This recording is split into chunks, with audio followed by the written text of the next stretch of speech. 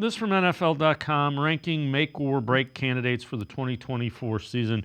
Number one, they go T. Higgins, wide receiver from Cincinnati. Number two, Tua Tagovailoa, quarterback for Miami. Number three, Dak Prescott, quarterback.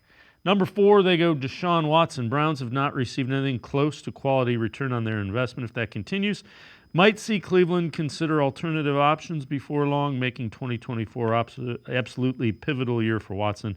Number 10, they have Nick Chubb. Chubb will turn 29 in December and needs to return healthy and prove he can still produce, both for his future and the immediate fate of the Browns. Let's start with Watson. He has not, no, they haven't gotten what they paid for, but a lot of it's been injury. You know, the suspension was longer. I mean, if you have the Browns under truth serum, I don't think they expected 11 games. They probably expected significantly less.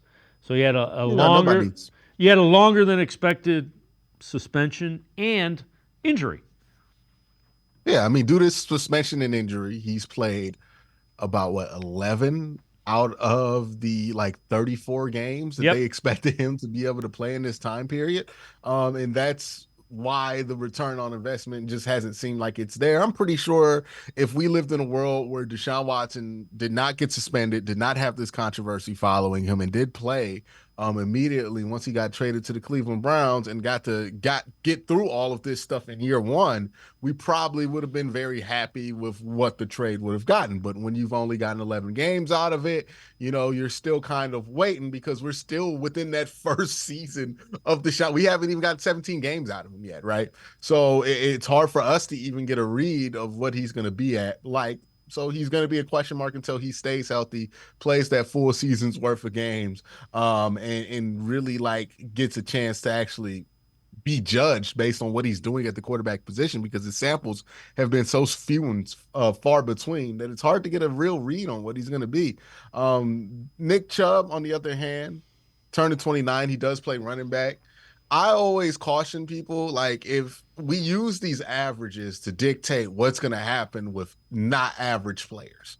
Nick Chubb is a guy who has defied averages his whole career, so I wouldn't expect him to succumb to them right now. We'll see what happens with Nick. Yeah, I mentioned last week in one of the shows that we did. Somebody pointed out Adrian Peterson came off of an ACL MCL tear and had like a career year, was over 2,000 yards. I don't necessarily know you can expect that from Nick Chubb, but you could expect him to be pretty strong. I would, again, it's like we fall into the thing of, oh, he's going to be like an average running back coming back from this. Is like he's probably still going to be Nick Chubb, right? He's probably going to produce close to a Nick Chubb level. I expect him to do so. Nick Chubb's game isn't one that's super predicated on his explosiveness and his shiftiness, even though that's a big part of what he does bring.